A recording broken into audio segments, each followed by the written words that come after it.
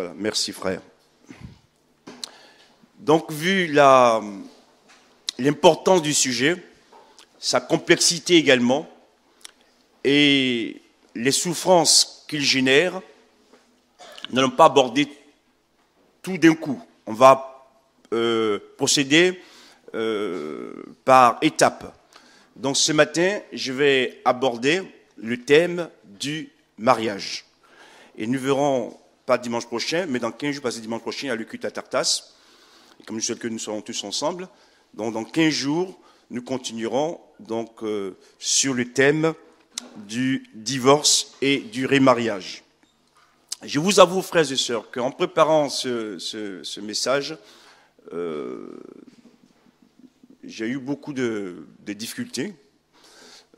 On peut le faire de manière systématique, à la manière de l'école biblique, etc. Mais on ressent aussi des sentiments parce que au milieu de nous, il y a des gens qui sont en souffrance.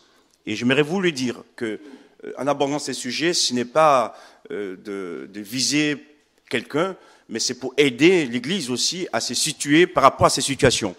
Et surtout aussi à aider les jeunes qui sont au milieu de nous, qui nous regardent vivre. Et il faut qu'ils aient aussi une connaissance sur ces thèmes. Voilà.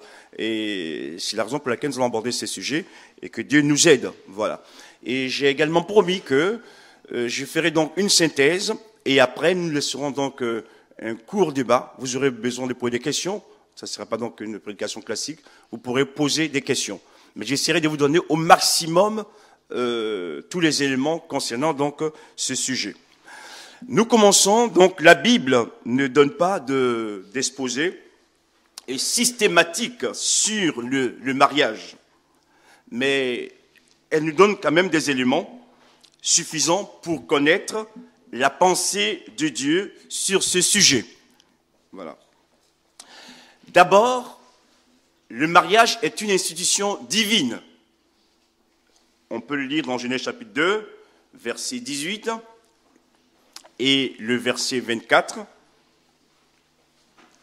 où Dieu dit « Il n'est pas bon que l'homme soit seul, je lui ferai une aide semblable à lui. » On peut aussi dire qu'il n'est pas bon que la femme soit seule. Et au verset 24, Dieu dit ceci, « C'est pourquoi l'homme quittera son père et sa mère et s'attachera à sa femme, et les deux deviendront une seule chair. » Premièrement, pour fonder un foyer, il faut quitter père et mère. La Bible interdit tout mariage entre proches parents pour éviter l'inceste. Lévitique chapitre 18, vous avez toutes les références pour ceux qui prennent des notes. On quitte parce qu'on devient aussi majeur pour prendre des responsabilités. Voilà. Et on va s'engager personnellement dans cette expérience qu'est le mariage. Donc il ne faut pas faire les choses à la légère. On le fait avec beaucoup de sérieux et aussi de prière et de réflexion. Deuxièmement, il doit s'attacher, nous dit la Bible, à sa femme. Il n'est pas écrit à ses femmes, mais à sa femme. Donc la Bible exclut la polygamie et la polyandrie. La polygamie, c'est donc avoir plusieurs femmes, et la polyandrie, c'est le fait d'une femme ait plusieurs compagnons. C'est exclu. Je m'adresse ici donc à des hommes et des femmes nés de nouveau, connaissent le Seigneur. Je vous dis ce que dit la Bible. Donc on s'attache à sa femme. Et s'attacher veut dire aussi que nous éprouvons des sentiments pour l'autre. Et oui, au moins.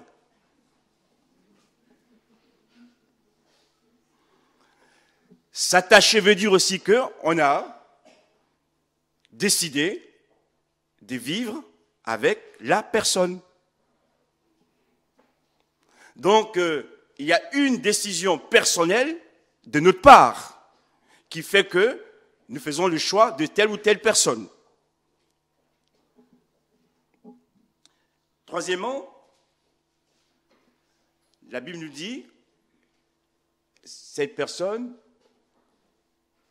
attachée à l'autre devienne une seule chair.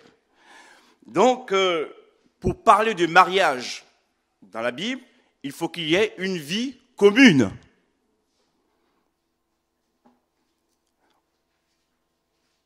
On ne peut pas dire qu'on est marié si l'autre vit loin de nous pendant des années. On forme un foyer. Il y a une vie commune de partage au niveau de l'esprit, de partage au niveau de l'âme et de partage au niveau du corps. Bien sûr, il y a des exceptions qu'on verra la prochaine fois. Mais dans le fait d'être ensemble, on fonde un foyer, on mène une vie commune. Bon, vous me direz qu'aujourd'hui, il y a certaines personnes qui sont ensemble, dont l'un a son appartement et l'autre son appartement. C'est parce que dit la Bible. Voilà. Il faut être ensemble. On devient, donc cette vie commune va se partager également dans bien des situations de vie. Non seulement au niveau de l'esprit, de l'âme et du corps, mais aussi au quotidien également. Et si vous avez bien remarqué, c'est Dieu lui-même qui célèbre le mariage d'Adam et Ève dans le jardin d'Éden. C'est Dieu qui les unit. Parce que pour Dieu, c'est important et c'est une affaire dont il faut prendre la chose au sérieux. Je voudrais continuer en disant que le mariage entre un homme et une femme illustre une réalité spirituelle. Au-delà du visible, il y a une réalité spirituelle qui est cachée derrière, que Dieu veut aussi nous montrer. Dans l'Ancien Testament d'ailleurs, Dieu, dans sa relation avec le peuple d'Israël, est considéré comme l'époux, et Israël étant l'épouse de Dieu. Ésaïe chapitre 62, verset 5, Osée chapitre 2, verset 19, Ézéchiel chapitre 16, Israël est le peuple élu de Dieu, et Israël est l'épouse de Dieu. Dans le Nouveau Testament, nous avons aussi une illustration spirituelle. Jésus est désigné et considéré comme l'époux de l'Église. Dans Éphésiens chapitre 5, verset 22 à 32, Apocalypse chapitre 19, verset 7 à 9, et 21, verset 2. Jésus est l'époux de l'Église, ou l'Église est l'épouse de Jésus-Christ.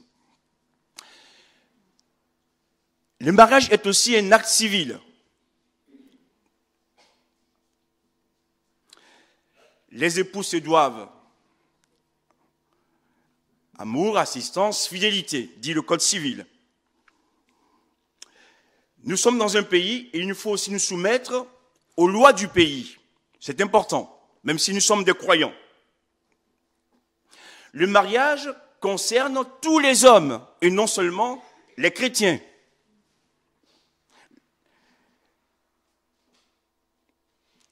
La mairie, le passage à la mairie, est une obligation pour nous en France. Parce qu'on ne reconnaît pas le mariage religieux. Il y a la séparation de l'État de l'Église, la loi de la séparation de l'État de l'Église, qui a donné la laïcité. Donc, depuis 1905, il y a une séparation entre l'Église et l'État.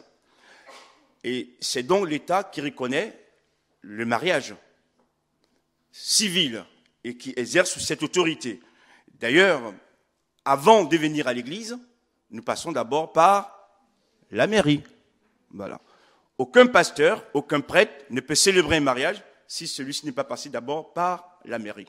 Voilà, que vous le sachiez. Par contre, il y a d'autres pays où cela est possible, comme aux États-Unis par exemple. Voilà. Où vous allez dans une ville, un prêtre, un pasteur ou quelqu'un peut venir célébrer votre mariage. Ils prennent en compte ces choses-là. Mais c'est une autre mentalité, un autre exemple. Mais ça existe. Ça existe. Je parlerai brièvement du mariage pour tous. J'ai fait une synthèse. Vous connaissez la position de la Bible et de l'Église à ce sujet. C'est pourquoi je ne m'étendrai pas, je ne ferai pas de commentaires. Au commencement, Dieu créa un homme et une femme. Le mariage est entre un homme et une femme, donc deux sexes opposés. Ce n'est pas un mariage d'un homme avec un homme ou une femme avec une femme. Je ferme la parenthèse. Mais cela aussi, frères et sœurs, nous interpelle et nous montre que nous sommes à la fin des temps. Donc, à nous de nous ressaisir et vraiment de vivre conformément à la parole de Dieu, pour que Dieu nous garde jusqu'au bout. L'homosexualité est condamnée aussi par la parole de Dieu. Mais Dieu ne rejette pas les homosexuels. Ne faisons pas cette confusion, à la fois de connaître l'homosexualité et de rejeter les homosexuels. Dieu veut sauver aussi les homosexuels. Jésus est mort à la croix pour aussi les homosexuels. Amen. Donc la porte de l'Église est grandement ouverte. Et n'oublions pas, frères et sœurs, que nous sommes tous des pécheurs graciés. Amen. Voilà. Et que nous puissions faire la différence donc entre le rejet du péché et l'acceptation du pécheur. 1 Corinthiens chapitre 6 verset 9, je ne vous le lirai pas, je donne les références. 1 Timothée chapitre 1er verset 10, Romains 1 chapitre 1er verset 18 à 28, où Dieu condamne ces pratiques qui sont en horreur à sa personne. Le mariage à l'église, ou le passage des mariés à l'église.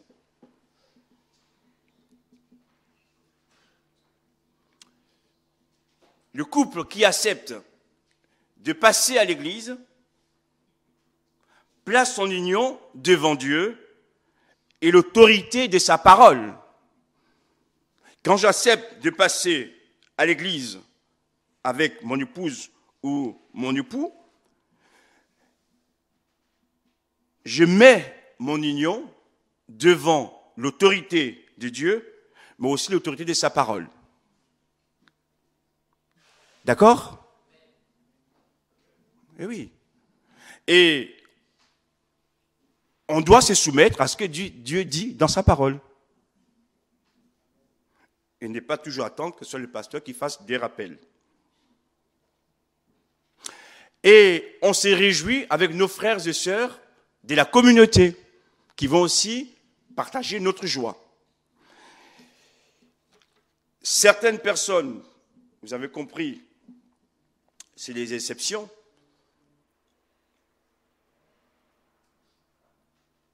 sont obligés ou nous amènent à célébrer le mariage dans des lieux neutres. Mais je n'entrerai pas dans ces détails ce matin. Vous pourrez poser des questions et je répondrai à ces questions.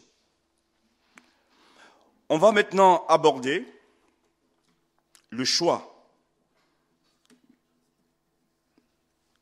du compagnon ou de la compagne.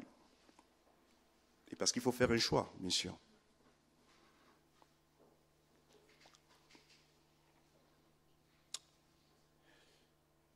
Je dirais d'abord que le mariage entre un croyant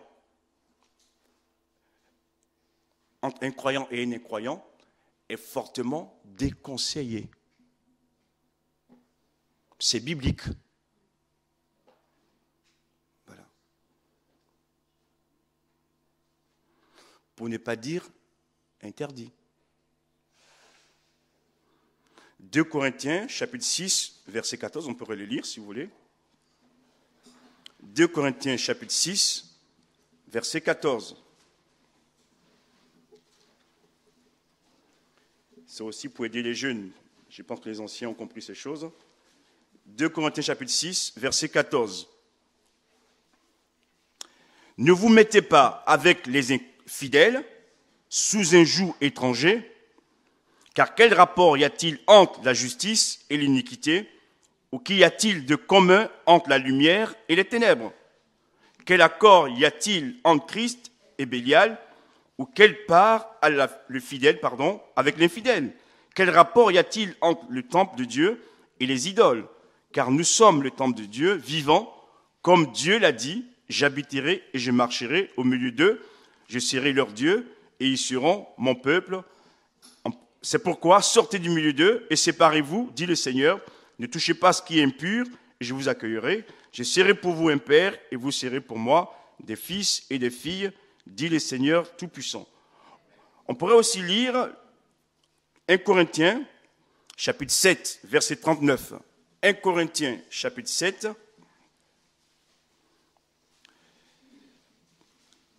verset 39.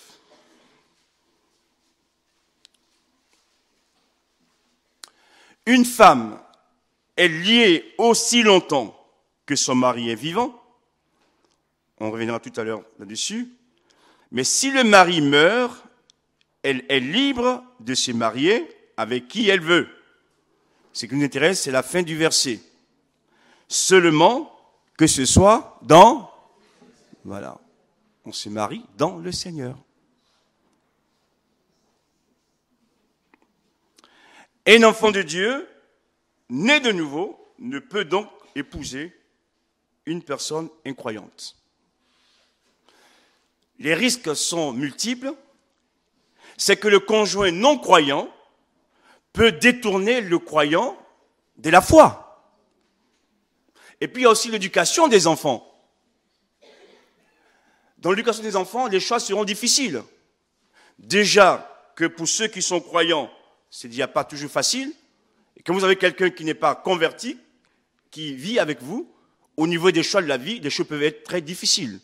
Demandez un peu à nos sœurs qui ont des conjoints inconvertis, ou nos frères. C'est un combat au quotidien. Mais j'en parlerai par la suite un peu plus tard. Tout cela génère de la souffrance. Maintenant, vous me direz, mais qu'en est-il de deux conjoints incroyants, dont l'un se convertit après? Ça existe. On ne va pas leur dire séparés de leur conjoint. Dans 15 jours, nous en parlerons. Donc, les sœurs, elles font bien de garder leur mari. C'est une exception. La Bible le dit. C'est une exception. On en parlera. Dans 15 jours, quand nous parlerons du thème sur le remariage et le divorce et le remariage. Pour les conjoints qui sont convertis après, alors qu'ils étaient déjà mariés à un converti, on ne va pas leur demander de se séparer de leur mari. On va prier plutôt pour que le mari se convertisse. C'est un cas exceptionnel, d'accord? Qu'il ne faut pas généraliser. Je répète, tous les deux étaient convertis au départ. Il y a un qui s'est converti par la suite. Voilà. Donc c'est un cas exceptionnel.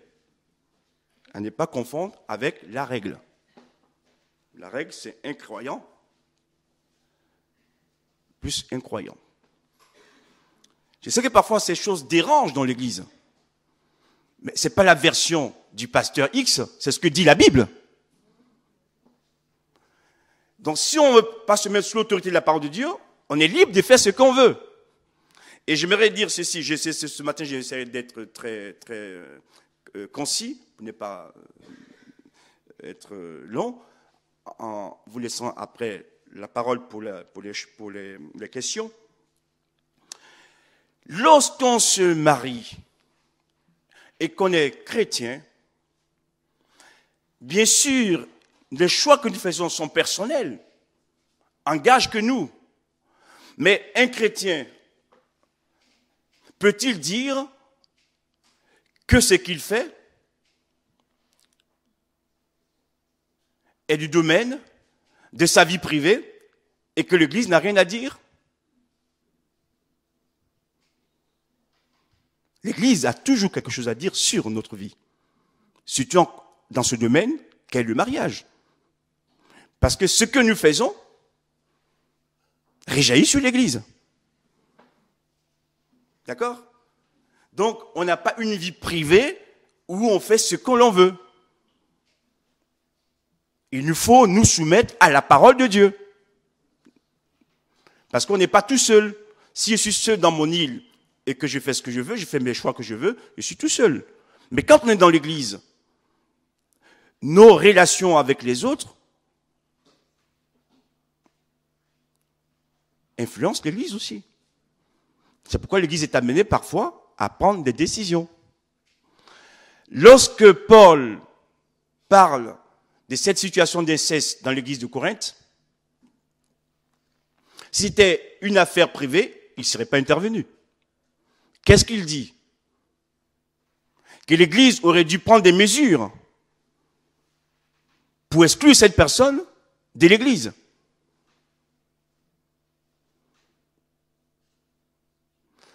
Et à cela, je vais dire ceci, frères et sœurs, que c'est tous des choix douloureux.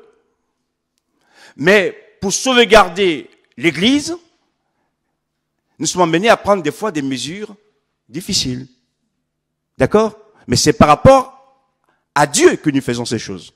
Et que cela nous aide à comprendre cette réalité. Nous poursuivons. Dans l'Ancien Testament, un Israélite ne pouvait pas épouser une païenne. Exode chapitre 34, versets 15 à 16. Deutéronome chapitre 7, 3 et 4. Dans le Nouveau Testament, on a déjà lu une partie de ces versets, également, Dieu ne permet pas ces choses. 1 Corinthiens 7, 39, 2 Corinthiens 6, 14, qu'on a lu. J'en viens maintenant à quelques remarques sur les choix à faire. Parce que là aussi, il y a de la souffrance. Il y a beaucoup de souffrance. Beaucoup de souffrance. C'est pourquoi je dis, quand je préparais ce message, avant, il n'y aurait pas eu de souci. Maintenant, je connais bien la situation des uns et des autres, aussi nos propres situations. Il y a toujours une souffrance derrière. Et c'est jamais simple. Il y a une souffrance. Quelques remarques. Peut-on épouser un inconnu? Un inconnu.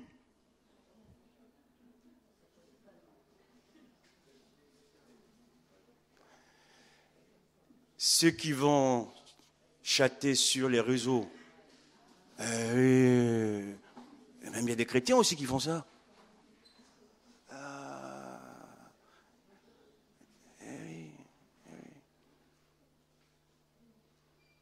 Je connais le cas d'un couple, d'ailleurs.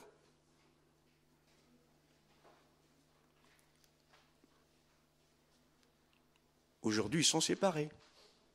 Ce n'est pas que le monde, je ne parle pas des gens du monde. Je parle des chrétiens qui vont sur les réseaux chercher un conjoint. On est dans un monde d'inconnus, là. Parce que les photos que vous voyez, des fois, c'est des photos qui datent d'il y a 15 ans, 25 ans. Quand vous voyez le bonhomme, vous dites, non, c'est pas ce que j'ai vu.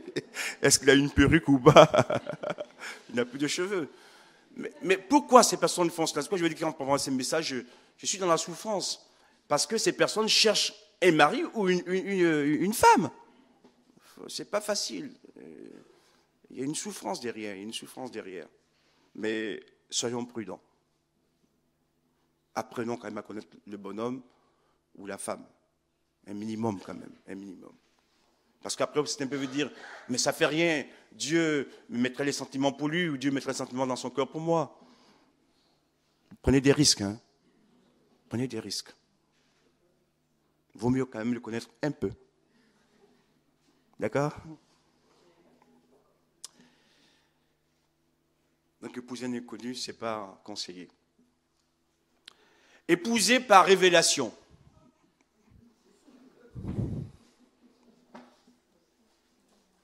Par inspiration. Dieu m'a dit que c'est le bon numéro. Il a des yeux verts.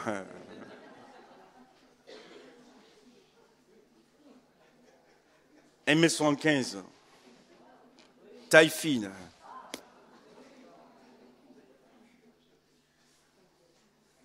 Oui, oui, oui, oui.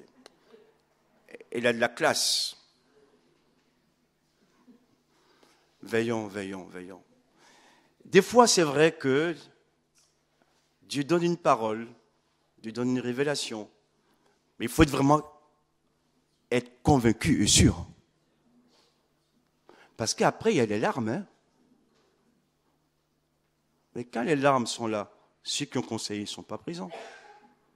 Donc, soyons prudents. D'accord? Bien sûr, Dieu peut donner une parole de connaissance par rapport à des jeunes. Mais n'en faisons pas toujours la règle absolue. D'accord?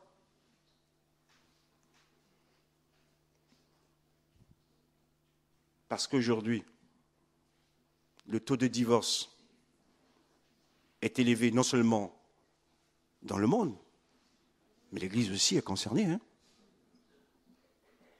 À cause des erreurs, des choses qu'on fait. Voilà, donc soyons prudents et que Dieu nous aide. Vous m'avez compris, je ne suis pas contre la révélation, mais je demande certaine sagesse dans ces choses. Et puis, il y aurait des éléments à citer, mais j'ai resté au troisième. Ne pas se marier par pitié. Ah, il fait pitié. Elle fait pitié. Alors, je vais l'aider. Et oui, vous allez risquer de vous enfoncer tous les deux. Hein? Non, non, non. Parce que le sauveur, c'est Dieu qui sauve. Nous, on ne sauve personne. Hein? Avec toutes nos bonnes intentions, ça ne suffit pas. Donc, pas apitoiement. Non. Il faut qu'il y ait des réels sentiments.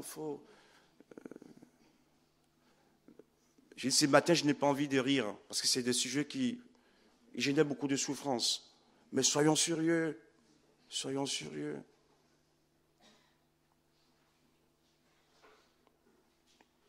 Où est l'attachement? Le plaisir, le bonheur à tout prix mène où? Et j'ai écrit ceci. Il ne faudrait pas que nos mauvais choix ou plaisirs égoïstes nous entraînent en enfer. C'est la question capitale. Je vais où après? 1 Corinthiens chapitre 6, verset 9, on va le lire. 1 Corinthiens chapitre 6, verset 9. Je vous ai écrit, plutôt,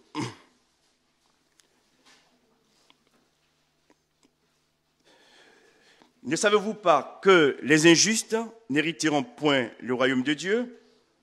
Ne vous y trompez pas, ni les débauchés, ni les idolâtres, ni les adultères, ni les efféminés, ni les homosexuels, ni les voleurs, ni les cupides, ni les ivrognes, ni les outrageux, ni les ravisseurs n'hériteront le royaume de Dieu.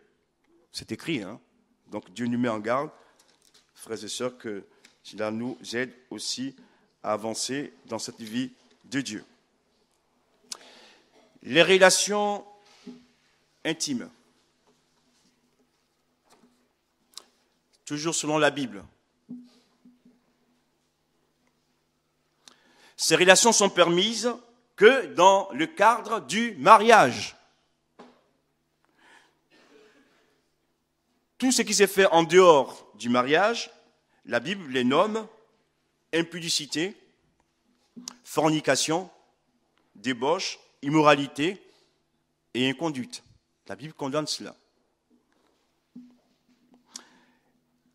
Et même dans les fiançailles, où nous engageons l'un vis-à-vis de l'autre, il nous faut demeurer chaste jusqu'au mariage. Quelqu'un va me dire, le pasteur, il est dur, ce matin encore. Hein? C'est ce que dit la Bible. Hein? Je sais qu'on a des besoins. Mais il nous faut obéir à ce que dit la parole de Dieu. Certaines personnes aussi font des fiançailles, d'autres non, d'autres vont directement au mariage. Tout à fait libre dans ses choix. le mariage est indissoluble. Sauf cas d'infidélité, on va le lire tout à l'heure. Une femme est liée aussi longtemps que son mari est vivant à son mari. Dieu nous exhorte également, frères et sœurs, dans Hébreux chapitre 13, verset 4, à la sainteté du mariage. Le Seigneur veut que le mariage soit honoré de tous et le lit conjugal exempt de tout souillure. Dans l'évangile de Jean, chapitre 2, il y a un bel exemple de mariage, les noces de Cana, où Jésus était présent. Ce qui peut aussi nous inspirer, un temps de fête. Dans Jean, chapitre 4, on va peut-être lire cette partie-là, sur la Samaritaine. Jean, chapitre 4. L'exemple de la Samaritaine. Je finis, puis on aura le débat.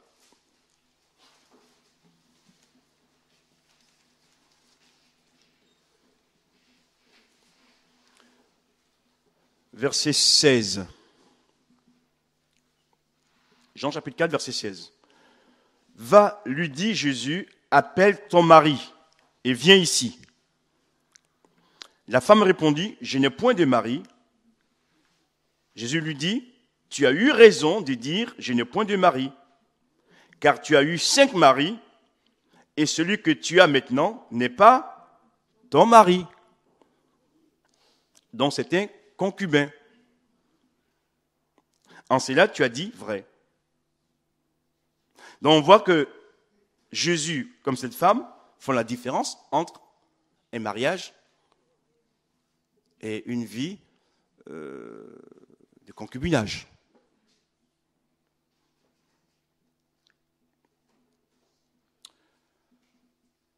On va parler maintenant des célibataires. Matthieu 19, verset 12.